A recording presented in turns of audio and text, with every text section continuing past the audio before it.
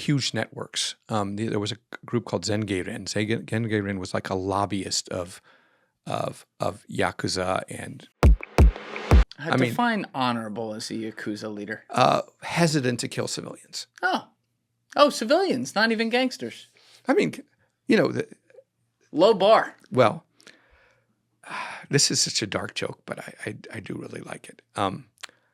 This was told to me by a police officer I like a lot. What crime is it when a Yakuza kills another Yakuza? I don't know. Destruction of property. That's good. That's good. All right. Well, but again, you're still talking about someone being referred to as honorable when the bar is not other Yakuza, okay, so it's civilians. Here is the bar of honor. It's like, thanks for letting Joe at Taco Bell live. The honorable is that he doesn't allow the organization to sell and use drugs. Banana of him. Yeah. He doesn't allow theft. Doesn't allow robbery. Member commits sexual assault to get kicked out. And generally not bothering of civilians, also part of the rule. So in the very low bar sense that he is strict about, here's the things you can't do in this organization, he was good about enforcing that. Did you put a footnote at the bottom that said honorable means this? No, I didn't put a footnote. I didn't put a footnote. I would have done that. If considering that space on the internet is sort of unlimited, I could have put a footnote in there. Yeah, like honorable defined by these low bar terms. Yeah. But I did. I think if you purse the article, there's a sort of faint amount of praise for him, even as I'm talking. What was about this guy's name? Tsukasa Shinobu. His real Shinobu. His real name is actually Kenichi Shinoda, but like Yakuza, I have kind of stage names. Oh, they do? Yeah. So his stage name, Tsukasa Shinobu, means to rule over and endure. Shinobu is That's a badass name. It is a badass name. Yeah. I mean, It's a lot better than... it's not a lot better. It is... it rings a little bit better than Shinoda Kenichi-san, which isn't particularly, Yeah, I don't even know what the fuck you just said. Yeah, that's just a name. Right. Yeah. Right. The first one I did. Okay, so you published this and that didn't get too much, but even though you showed his lack of a finger, yeah, you were okay. I was okay because I was courteous. I mean, there's this Japanese saying, "Shitashiki naka ni mo regi ari." Even amongst the closest of friends, there must be decorum. So decorum and politeness and reciprocity gets you a long way with these people. I mean, they're businessmen in a sense, right? They've got a public image to maintain. You have a job to do. There's an understanding that sometimes we're going to be into conflict. And I realized this is a dangerous article to write. There's already been somebody who's been severely injured for writing it. But after that one, I don't think I've written anything that has really, that I felt like, oh, I'm putting myself in danger. I'm putting anyone in danger. Yeah. Because, it's okay to do that a couple times, but I'm not stupid. Yeah. I understand.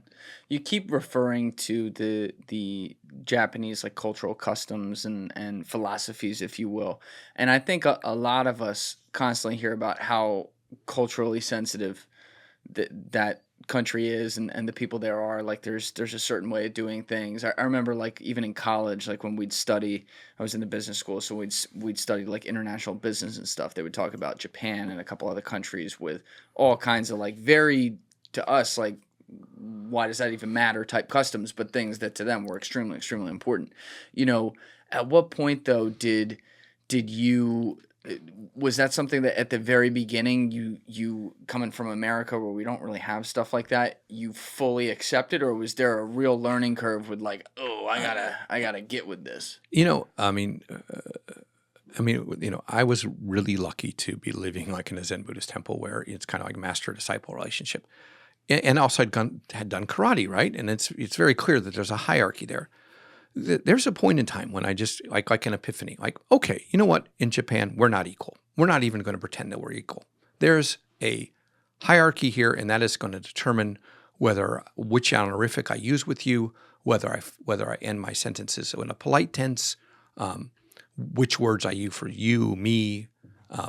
There's many pronouns, different versions of them, depending upon who you're addressing. And I'm saying, that is just the way it is.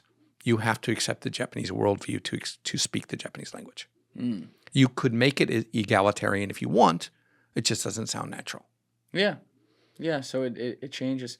So I want to go back to the 2006, 2007, 2008 area when you got asked by the State Department to run this, the reporting on human trafficking in Japan. They obviously had seen a lot of your journalism on this, so you had done reporting on it, but what was the story with the human trafficking in Japan? Was it all like the actual Yakuza doing it, or was it this, international operation going on? What was the basis of it? Well, it was complicated in the sense that you had huge networks. There was a group called Zengeiren. Zengeiren was like a lobbyist of Yakuza and exploiters that would bring in foreign labor, often working at sex clubs. But the Zengeiren was a powerful lobby, registered organization. They would have their annual meeting at the Liberal Democratic Party headquarters. Prime Minister Abe, when he was prime minister, gave one of the opening speeches to this group. So they were about ensuring the right that, that they could get these entertainment visas to bring women in and basically put them in sexual slavery. So that's a huge operation, right? With lots of members. That's very organized. You had Goto had a company that was basically supposed to be an international cooperation friendship organization that was bringing in women and trafficking them. You had smaller operators that were recruiting people through job ads overseas, and girls would show up, they'd put them in an apartment, they'd take away their passport. Oh wow! And they would basically guard them 24 hours a day, and they'd sleep with a certain amount of customers, and they'd give them a subsistence living, all kinds. One of the things that the State Department really hated was because my job is to write the truth, right? So I was looking at one organization that was recruiting women and from Europe, and they were absolutely upfront with these girls. Like, you're going to come to Japan. You're going to be working in the sex industry. Your cover will be that you're going to Japanese school. You will have to go to Japanese school. You will have to do well at your classes. If you do not have your homework done, you don't go out for the evening. You will have an escort. If there's any trouble, you call the person. And they were treated absolutely well. I mean, they knew what they were doing. If the customers got unruly, the guards came and took care of them. They really made the girls go to Japanese school, and a couple of them actually ended up like finishing their term and then getting jobs in Japan, as not in the sex industry.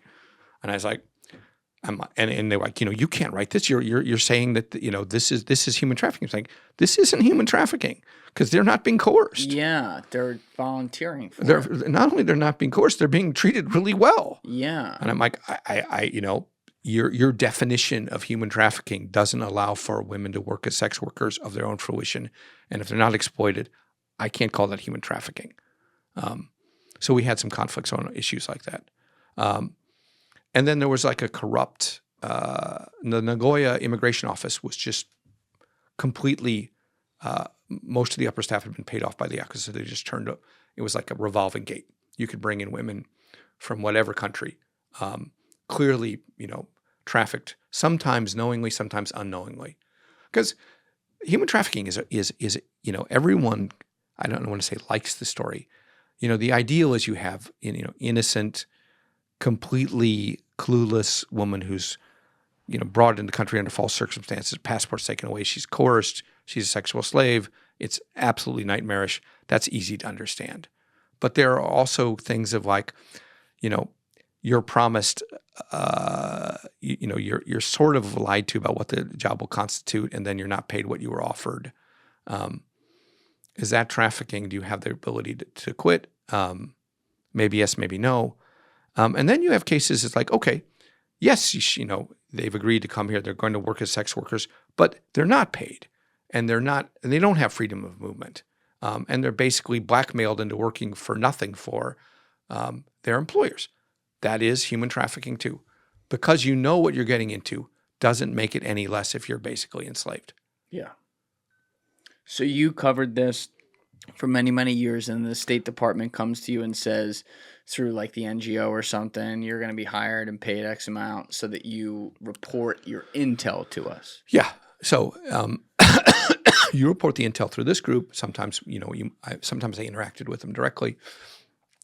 And this is the Bush administration. And I don't have great things to say about the Bush administration. Nobody but they had a does. bee in their bonnet about human trafficking. Like, this is a terrible thing. I agreed with them. And so they took their findings and they basically went to the Japanese government and said, like, you either do something about this or we're going to rank you on the level of North Korea. Whoa. And you will be shamed. You will be shamed. Like, all the G7 nations will look at you like scumbags. How bad was it relative to other G7 nations like Japan? Japan was the worst because it didn't give a shit. And part of the reason they didn't give a shit is because, you have so many people working legitimately in the sex industry in Japan because it's a legitimate industry, right? It's not illegal. So they don't understand that the difference between, say, a foreign woman and a Japanese woman is that the foreign woman, by nature of working in the sex industry, is already working illegally. So her employer can use that as leverage. Like, you are an illegal worker. So if we turn you in or you go to the police, you get arrested, you get deported, you still owe us the money, and we know where your family is. Mm. So they didn't understand the coercive aspects of that because it just was kind of, because, it's like, kind of like, everybody who does this does it out of their own free will. But when you're doing this reporting, you're still working as a journalist. No, I wasn't. It was full-time. No, I left the this. newspaper. I'd come back to Japan. I told people I was working as an insurance investigator, different business card. Oh, wow. Because this wasn't a report for the public. This was a report for the State Department and an organization. But I'm almost surprised they didn't want you keeping your cover, seeing as they were also paying you through a third party, like trying to keep it under wraps. Look, and I told them, look, I can't do this as a journalist because I'm going to pay Yakuza for information. I'm going to pay him. I'm like, look, this is like who is the scummiest of the scum? So you can go to a Yakuza guy and like, hey, I hear there's this guy in your group who's like bringing in like young girls and, basically putting them in sexual slavery. That just sounds so fucking sick. And they're like, you're right. That's fucking sick. That's not something we should be doing. And it's like, I would really like to know more about who's responsible in their organization, where they're headquartered, what are their front companies. Can you give me that information? And I would be very grateful. Slip them, a wad of cash, and then they give you the information. So you would do this often? Not often, but a couple times. It's faster. Yeah. I mean, you can't do that as a reporter. I mean, maybe the reporters do it. I can't give money to criminals, but if I'm collecting intelligence, I can. Gray area. It's a gray area. Yeah. So that type of thing though wouldn't be necessarily kosher with the U.S. government as your employer. Well, I sure as hell didn't tell them, and I think that we had an understanding. I wouldn't tell them. One time I was told by my boss, like, turn in your receipts. There is no need to explain what they are for. And I was like, okay. And you did this for like 2 years? 2 years. And did you see success based on your reporting? I did. Japan, first of all, the Zen-Geiren dissolved. This sort of lobby of human traffickers dissolved. The Japanese police made some raids. They strengthened their laws. And, there were definitely results. And I'm hearing the second half from the State Department is like, there was an understanding like, okay, you've got us, we look really bad. We will improve. And they did. The unintended and the sort of sad aspect of Japan clamping down on international human trafficking is you had a growth in domestic trafficking. And this is how the domestic trafficking angle works. Watching the video, guys. If you haven't already subscribed, please smash that subscribe button and check out this clip's full podcast episode by clicking here or in the description below.